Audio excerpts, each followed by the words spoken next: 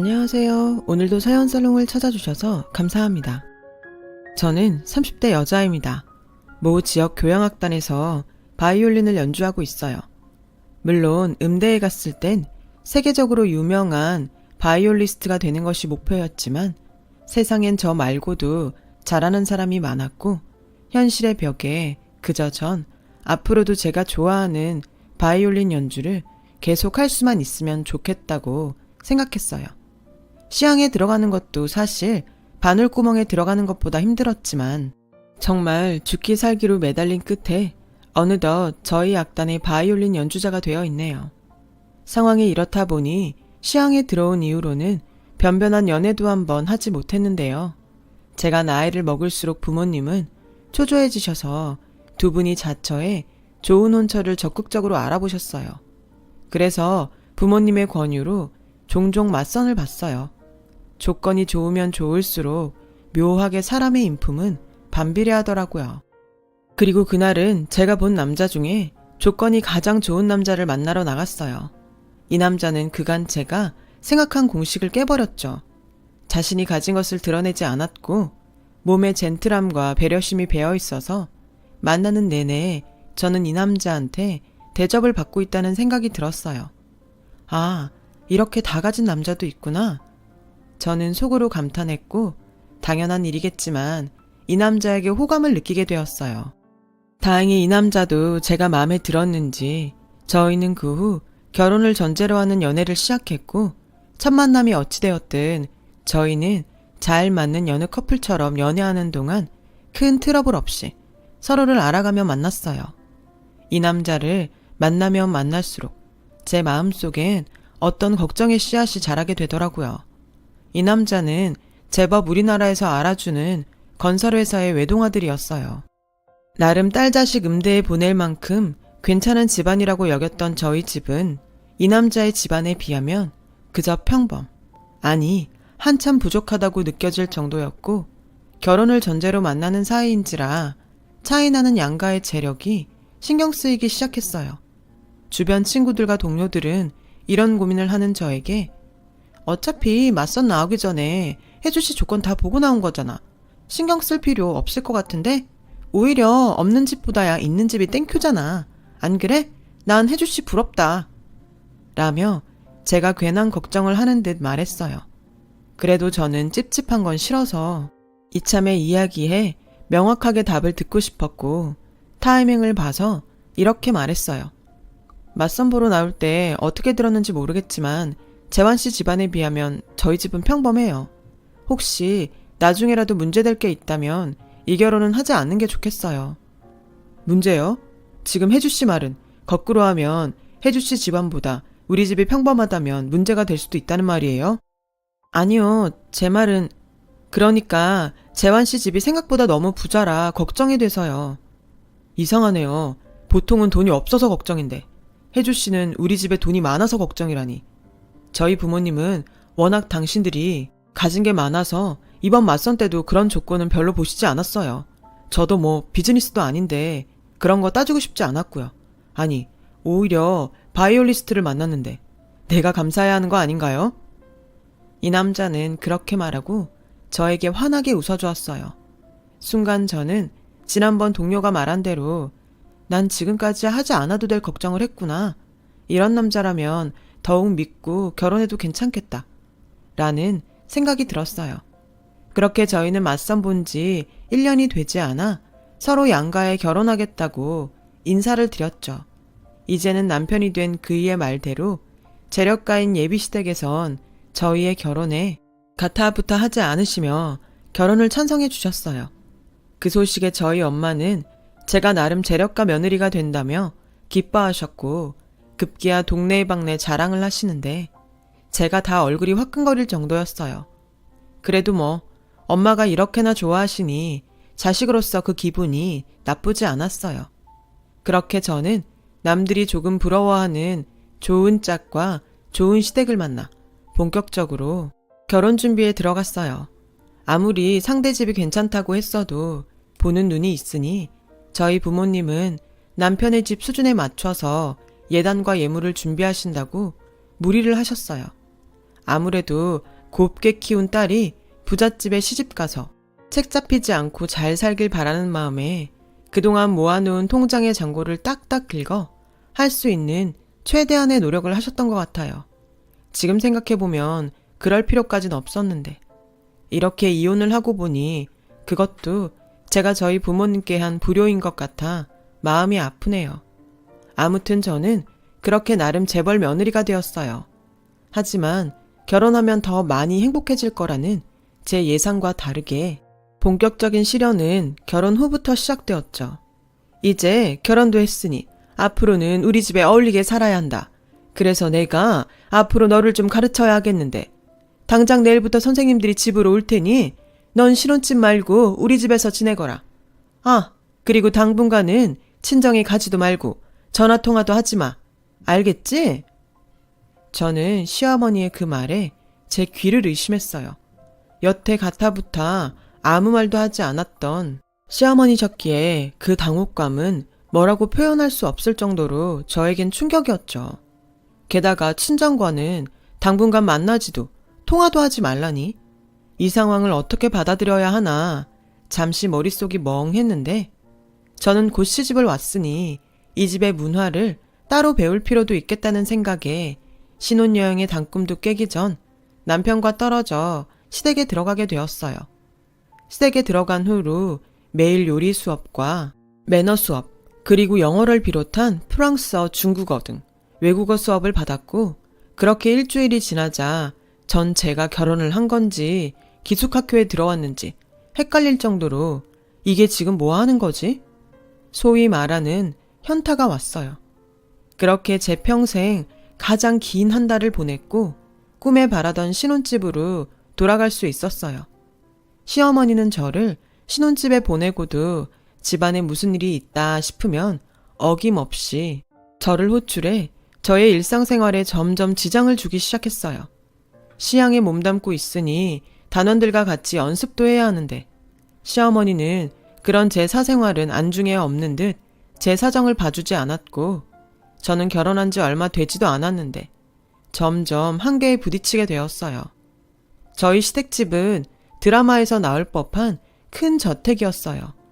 잔디가 깔린 넓은 마당에 차를 마시면서 독서를 즐길 것만 같은 하얀 테이블이 있는 그런 집이요.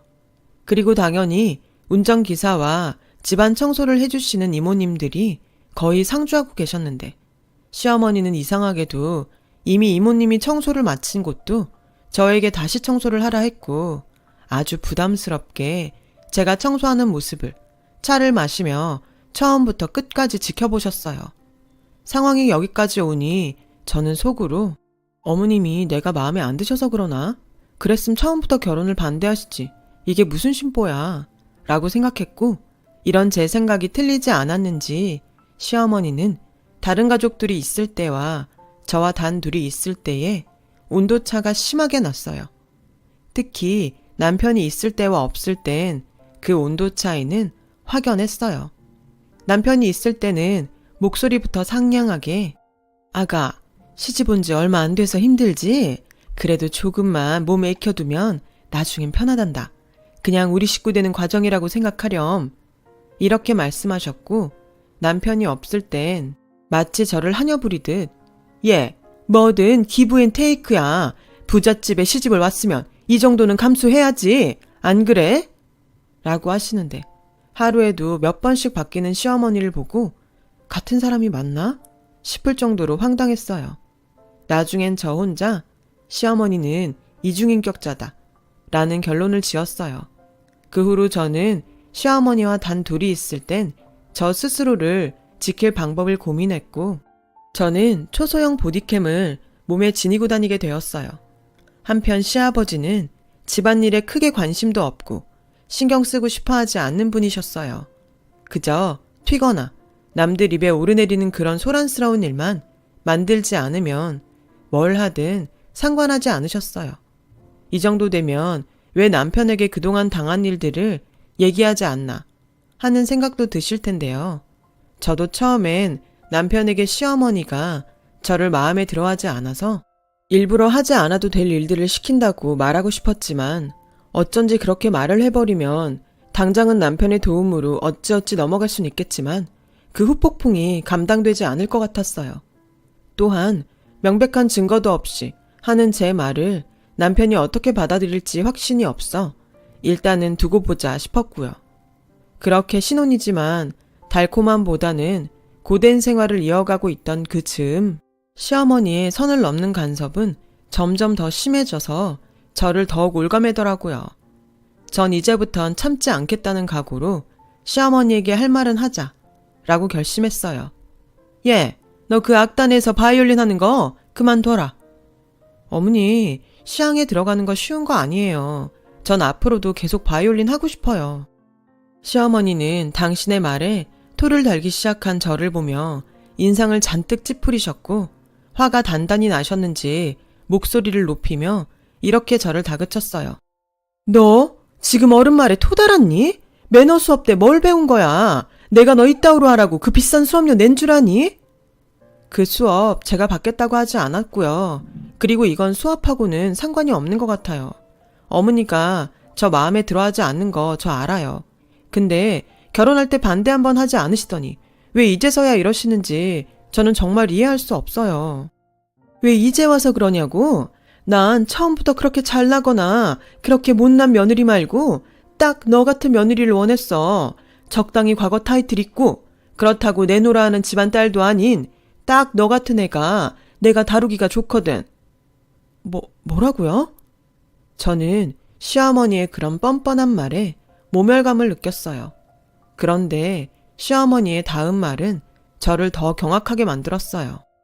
난 자기 주장, 자기 생각 그런 거 있는 애 싫다. 부잣집 작은 사모님 타이틀 얻었으니 다른 타이틀은 필요 없잖니. 뭐 어차피 네가 싫다고 해도 내가 나서서 너 해고하라고 할 거니까. 다른 생각은 하지 않는 게 좋을 거야. 그냥 넌 내가 시키는 대로나 해. 아, 그리고 몇 달 있으면 집안끼리 하는 갤러리 모임 있으니까 틈틈이 그림 공부도 해라. 너 가르칠 선생님도 내가 미리 섭외해놨으니까 곧 집으로 보내마. 다른 집 사모들도 며느리들 데리고 오신다고 하니까 너 준비 철저히 해. 괜히 우리 집이랑 내 얼굴에 먹칠하지 말고. 그리고 그때 입을 옷도 그날 아침에 보낼 테니까 무조건 그 옷에 네 몸 맞춰라. 시어머니는 당신 말만 하고 자리를 떠나셨어요. 정말 기가 차서 전 남편에게 울면서 전화를 했고 남편은 제 이야기를 다 듣고 자신이 어머니와 잘 이야기해보겠다고 말했어요. 남편은 퇴근 후 저와 본가에 가서 시어머니에게 제가 앞으로도 계속 시향해서 바이올린을 연주할 수 있도록 해달라고 말했어요. 시어머니는 저에게 펄펄 뛰었을 때와 다르게 난 그냥 새애기가 시집와서 할 것도 많고 배울 것도 많으니 일이라도 그만둬서 편해지길 바란 건데 네 뜻이 정 그러면 그렇게 해라 라며 세상 인자한 얼굴로 저에게 말씀하셨어요. 전 순간 소름이 끼칠 정도로 시어머니의 인자한 얼굴이 오싹하게 보였는데요. 남편은 제가 오해한 거라며 자신의 엄마가 그렇게 나쁜 사람이 아니라고 하더라고요. 하지만 절대 가만히 넘어갈 시어머니가 아니기에 다음날 남편이 출근한 틈을 타 저희 집으로 온 시어머니는 어제 당한 일을 저에게 복수하듯 이렇게 말씀하셨어요. 어디 감히 니까짓게 나랑 내 아들을 이간질해? 내 아들 믿고 까부나 본데. 너 앞으로 각오해. 그렇게 시향에 나가고 싶어? 그래, 나가. 네 손으로 창피해서 사표 쓰게 만들어줄 테니까. 전 이쯤 되니 시어머니가 정신적으로 병이 있는 게 분명하다고 생각했어요. 그러지 않고서야 상식적으로 저에게 이런 식으로 괴롭힐 일이 없잖아요. 전 이 사태를 어떻게 극복하면 좋을지 고민했어요. 처음엔 보디캠에 찍힌 영상도 있으니 당연히 이혼이 가장 먼저 떠올랐는데 사실 시어머니만 아니면 나머지는 나쁠 것이 없고 전 여전히 남편을 사랑했기에 고민은 더욱 깊어졌어요. 그러던 어느 날 이상하게 몸살 기운이 있는 것 같더니 미열도 있고 속도 불편한 게 임신한 것 같았죠. 전 곧장 약국에 가서 테스트기를 사와 제 안에 새 생명이 자리하고 있음을 확인하게 되었어요. 남편 역시 아이 소식에 많이 기뻐하더라고요. 저희 부부는 같은 날 산부인과에 가서 초음파로 아이의 존재와 심장 소리를 확인하며 기뻐했어요.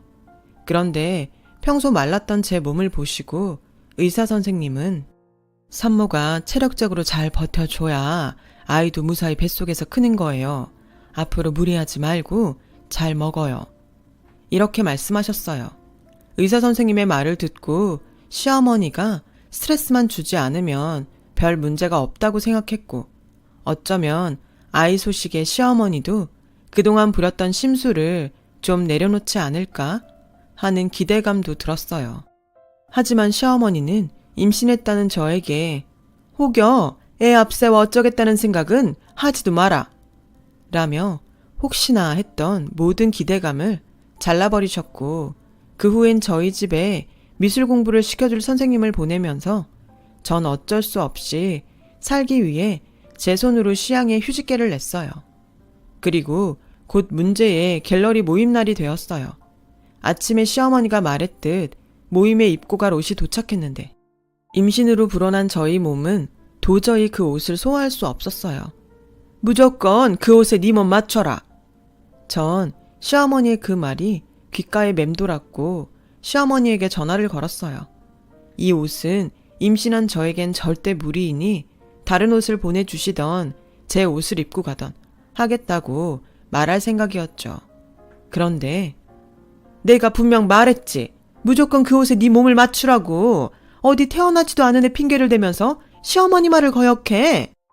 어머니, 다른 건 몰라도 임신한 저한테 이렇게 타이트한 원피스를 보내시면 제가 이걸 어떻게 입어요? 그럼 다른 집 사모 보는데 격 떨어지게 인부복 입혀보낼까? 됐다. 그냥 넌 나오지 마라. 전 속으로 쾌재를 불렀어요. 원래부터 가고 싶지 않은 자리였는데 아이 덕에 가지 않아도 되었으니 이 아이는 태어나기도 전에 효도를 한 셈이었죠. 그런데 이런 저의 생각도 잠시였어요. 다른 집 사람들은 죄다 며느리를 대동하고 나서는데 혼자 모임에 갔던 시어머니는 또 화가 나서 만만한 저를 찾아오셨죠. 마침 임신 때문에 쏟아지는 잠을 이기지 못하고 자고 있던 전 침대에서 그대로 시어머니가 던진 핸드백을 얼굴에 정면으로 맞으며 화들짝 놀라 일어나게 되었어요. 어머니, 이게 지금 무슨 짓이에요? 잠이 오니? 내가 오늘 기분이 어땠을 것 같아? 그럼 저보고 어쩌라고요? 어머니는 어머니 손주 임신한 저한테 이러고 싶으세요? 더 이상은 못 참아요. 씩씩거리며 남편에게 전화를 걸었어요. 믿었던 어머니의 실체를 아들에게 낱낱이 폭로하겠다는 심정이었죠. 전 남편에게 다짜고짜 집으로 오라고 했어요. 시어머니는 무서울 거 없다는 듯 콧방귀를 끼셨고 곧 집에 무슨 일이 있나 싶어 달려온 남편에게 전 그동안 어머니와 있었던 일들을 상세히 말했습니다. 그 증거로 지니고 다녔던 보디캠을 남편에게 보여줬어요. 그러자 남편은 엉뚱하게도 어떻게 이런 걸 몸에 지니고 있냐며 여태 자신과 자신의 가족들을 이렇게 찍어대고 있었냐고 화를 내는 거예요. 증거도 없이 내가 하는 말을 믿기 어려울까봐 그랬다고 아무리 설명을 해도 남편은 감정적으로 제 행동을 비난했죠. 그런 남편의 반응에 실망해 고작 이 정도의 신뢰라면 이 결혼은 그만두는 게 낫겠다고 말했어요. 그때였어요. 언제 왔는지 시어머니는 제 손에 들려있는 보디캠을 빼서 슬리퍼 치는 발로 지근지근 밟더라고요. 아주 깜찍한 짓을 했구나. 그래, 이걸로 뭐 나랑 한번 해보자고? 네가 날 이길 수 있다고 생각해? 전 이기고 지는 문제가 아니라 살려고 이러는 거예요. 어머니가 원하시는 게 저희의 이혼이면 저 당장이라도 할게요. 어디? 혼인신고서에 잉크도 안 마른 게 벌써 이혼 타령이야. 똑똑히 들어. 이 결혼은 네가 선택했지? 네가 선택할 수 있는 건 딱 거기까지야. 우리 집에 이혼 구설수는 없다. 알겠어? 넌 앞으로 이 집에서 꼼짝도 할 수 없으니 그런 줄 알아. 말을 마친 시어머니는 정말 어이없게도 저를 저희 집에 가둬두는 분위기더라고요. 그리고 친정에 연락이라도 할까봐 제 핸드폰도 뺏었고요. 이건 엄연히 범죄인데 시어머니는 그런 의식조차 없는 것 같았어요. 시어머니는 곧 본가의 직원들을 몇 명 저희 집으로 불러 갇힌 저 대신 집안일을 시킨다는 명목으로 저를 감시하도록 시켰죠. 하루 이틀, 시간이 흐르면 흐를수록 이 말도 안 되는 상황 속에 점점 시어머니보다 남편이 가장 괘씸하게 느껴졌어요. 남편은 폭주하는 자신의 엄마를 말리지 않았고 도리어 제가 보디캠 같은 걸 가지고 다니며 이혼을 준비했다고 저를 몰아세웠어요. 왜? 우리 집이 돈 좀 있어 보여서 그런 걸 준비한 거야? 난 당신 조건 같은 거 보지 않고 내 가족이라고 생각했는데 당신은 날? 아니 우리 집을 돈으로 봤구나. 애당초 처음부터 당신이 고분고분했음. 우리 엄마가 그렇게까지 했을 리도 없어. 당신? 설마 그걸 노린 거야? 그러면서 임신까지 했어? 도대체 당신 계획은 어디까지인 거야? 당신이란 사람 소름 끼친다. 남편은 제 말은 듣지도 않고 계속해서 자신의 머릿속에서 떠오르는 소설만 얘기했어요. 저는 그동안은 모자가 참 다르다고 생각했는데 그제서야 전 남편의 말도 안 되는 모습을 보고 결국 모전자전이라는 생각을 하게 되었죠. 오만정이 떨어졌어요. 그렇게 손발이 꽁꽁 묶여버린 신세가 되었지만 이대로 모든 걸 포기할 순 없었어요. 저는 임신 중인 엄마였으니까요. 제가 이 지옥에서 나가야지만 나중에 세상에 나올 아이를 온전히 행복하게 키울 수 있다는 생각에 저는 필사적으로 거기서 나갈 방법을 생각했어요. 그리고 유일한 동아줄처럼 한 가지 생각이 떠올랐고 노트북을 꺼내 들었어요. 비록 핸드폰은 뺏겼지만 노트북을 이용하면 SOS를 칠 수 있으니까요. 죽기 아니면 까무러치기라는 심정으로 시아버지가 자기 목숨처럼 생각하는 아버님 회사로 이메일을 보냈어요. 그리고 드레스룸에서 남편이 새로 샀다는 골프채를 1초의 망설임도 없이 들었고 사정없이 골프채를 휘둘러 집안의 물건을 부수기 시작했어요. 어찌나 골프채가 튼튼하고 그립감이 좋은지 유리며 문짝이며 간단하게 부서지는데 묘하게 스트레스가 좀 풀리더라고요. 한참 출근 준비를 하던 남편은 요란한 소리에 놀라 저에게 달려왔고 제가 만든 난장판을 본 남편은 저에게 당신 미쳤어? 라고 소리치더라고요. 그리고 정말 기가 막히게도 저희 시어머니가 5분도 채 되지 않아 저희 집에 도착하셨어요. 분명 일하는 누군가가 재빠르게 시어머니에게 연락한 것이 틀림없죠. 전 제 뜻대로 시어머니와 남편을 한자리에 모아놓고 마치 실성한 사람처럼 악을 쓰며 소리를 질렀어요. 어머, 짐승이야 뭐야? 정말 누가 알까 무섭네. 짐승? 짐승은 당신이지. 처음부터 당신은 만만한 며느리 데려와서 평생 괴롭힐 심상이었잖아.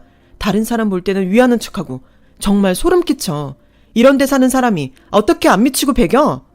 너 안 되겠다. 김 기사 차 대기하라고 해. 이 물건 정신병원에 보내야겠어. 그때였어요. 지금 뭣들하는 거야? 저희 집 문이 거칠게 열리더니 단단히 화가 난 시아버지가 그렇게 소리를 치며 들어오셨고 그 모습의 시어머니는 조금 전의 모습은 온데간데 없이 마치 저승사자를 본 듯 사시나무 떨듯 떨더라고요. 여보, 회사는 어쩌고 여기에 와요? 지금 회사라고 했어? 내가 튀지 말고 조용히 살라고 했지? 시아버지는 시어머니에게 들고 온 태블릿 PC를 던졌어요. 어머! 시어머니는 비명을 질렀고 남편은 떨어진 태블릿 PC를 줍는데 그 안에는 시어머니가 망가뜨린 보디캠 영상이 나오고 있었어요.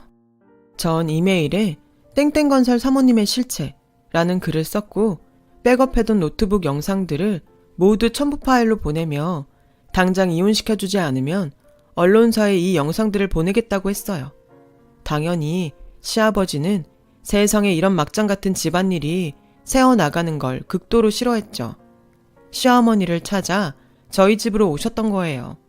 너 당장 그 영상들 나한테 넘기고 너 원하는 대로 당장 내 집에서 나가! 네, 그리고 제가 조건이 좀 있어요. 태어날 아이에 대해 일절 권리를 주장하지 않겠다는 약속과 그동안 부당하게 당한 시집살이에 대한 충분한 보상을 요구했어요. 당연히 시아버지는 저의 요구를 모두 수용해줬고 변호사를 통해 제대로 서류를 정리해 주셨어요. 저희의 이혼 과정을 모두 본 시어머니는 저 악랄한 거 결국 지 목적은 저거였던 거야. 그래놓고 나한테만 똥물을 튀겨? 너 내가 절대 가만 안 둬! 라고 씩씩거렸어요. 전 핸드폰에 시어머니의 그 말을 모두 녹음해 시어머니에게 보여주며 그렇게 당하시고도 이렇게 또 막말을 하세요? 이것도 제가 협박죄로 걸 수 있는데. 뭐야? 그러니까 지금이라도 착하게 사세요. 부자면 뭐예요? 인격이 거진데. 그럼 전 이 지옥 같은 곳에서 이만 떠날게요. 부디 앞으로 영원히 보지 않길 바래요. 전 그렇게 유유히 집을 나왔어요. 저희 부모님은 그동안 연락도 잘 되지 않았던 저의 사연을 듣고 그런 집에 저를 보냈다는 죄책감에 저에게 미안하다고 하셨어요. 그 집엔 제 선택으로 들어갔는데 아무리 제가 잘 이야기를 해도 부모님은 결국 당신들 탓을 하시더라고요. 그리고 6개월 뒤 저는 조금 이른 출산을 했어요. 비록 아빠가 탯줄을 잘라주지는 못했지만 딸아이는 건강하게 세상에 나왔고 저는 저희 딸을 위해서라면 뭐든 할 수 있는 슈퍼우먼이 되었어요. 지금도 사정을 다 모르는 분들은 그래도 아이는 있는 집에서 키우는 게 낫지 않았냐고 모르는 소리를 하시는데 저는 돈이 많은 집보다 사랑받고 사랑할 줄 아는 인성이 제대로 된 아이로 키우고 싶거든요. 돈이야 먹고 살 만큼 벌면 되죠. 행복해야 하니까요. 처음 남편을 만났을 땐 있는 집에서 제대로 교육받은 사람이라고 생각했다가 큰 코 다친 경험이 있으니 절대 그 집엔 저의 소중한 딸아이를 보낼 순 없죠. 전 남편은 가끔 아이가 보고 싶다고 저에게 연락을 해요. 그럴 때마다 저는 이혼할 때 약속을 받았기에 절대 보여주고 싶지 않다고 선을 긋고 있어요. 그리고 전 남편을 통해 시어머니가 시아버지에게 단단히 찍혀 철저히 감시와 제약을 받으며 살고 있다는 사실을 알게 되었어요. 그런 걸 보면 모든 게 다 자업자득이에요. 전 지금도 시향에서 열심히 바이올린을 연주하고 있어요.